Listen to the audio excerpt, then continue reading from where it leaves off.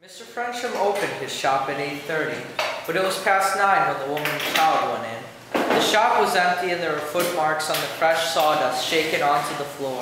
The child listened to the melancholy of the bell as the door closed behind him, and he scuffed his feet in the yellow sawdust. Underneath, the boards were brown and worn. The dark knots stood up in them. He had never been in this shop before. He was going to have his hair cut for the first time in his life, except for times when his mother had trimmed it gently behind his neck.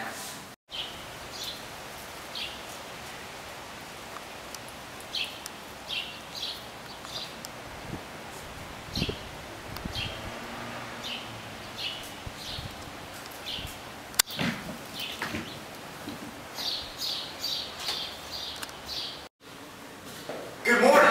One gentleman to have his locks shorn? That sounds about right. Well, come on over. Take a seat.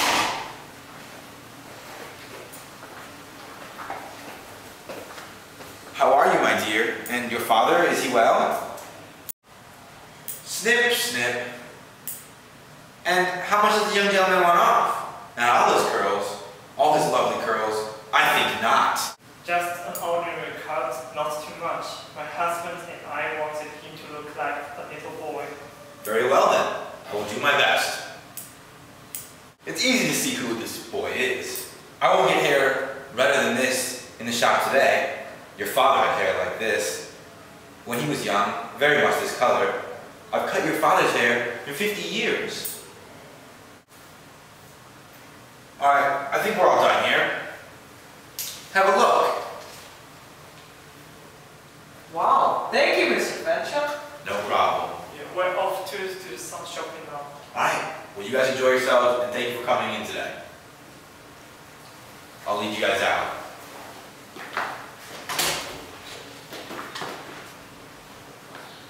Goodbye. Bye.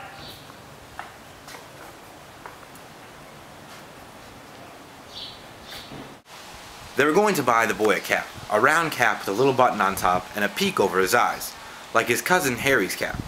The boy wanted the cap very much. He walked seriously beside his mother, and he was not impatient even when she met Mr. Lewis and talked to her, and then took a long time at the fruiterer's, buying apples and potatoes.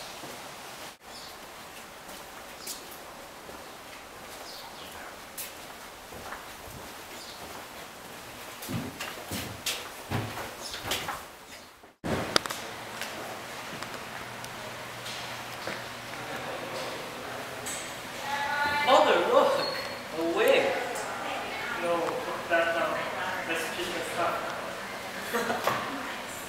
Is it the cup? Do you have a small cup? Yeah, sure.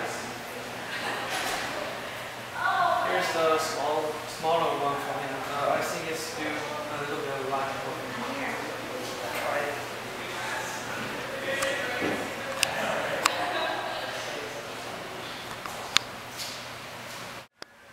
He just had a haircut. That will make a difference.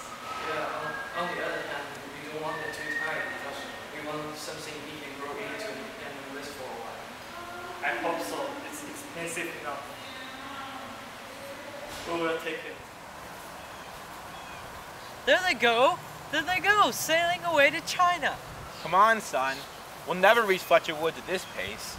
Will there be blackberries? I believe so. I'll pick you some.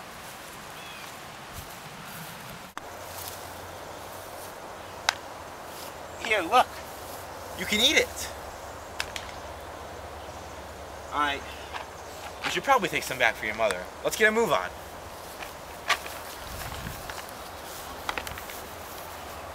We actually did very good today. Some very nice berries. Oh no! Dad! My new hat! Hey, so son, did you have a good time in Fletcher Woods with your old man? Yeah, Dad! That's great. Honey, I need to talk with you now. Alright son, you better go play with your sister. I need to talk to your mother.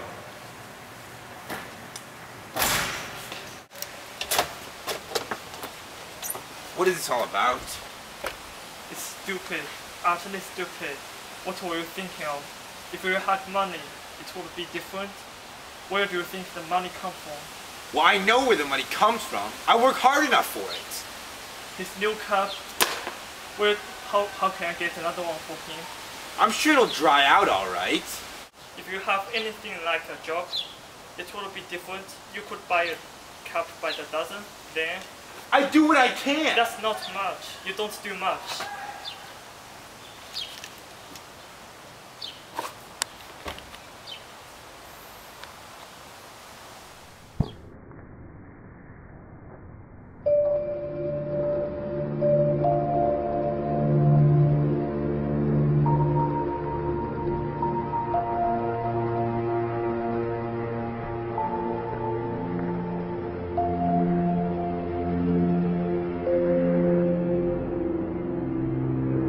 Appalled, the child watched the coral mount and spread.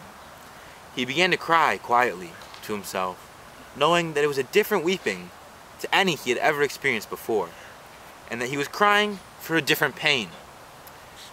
And the child began to understand that they were different people, his father, his mother, himself, and that he must learn sometimes to simply be alone.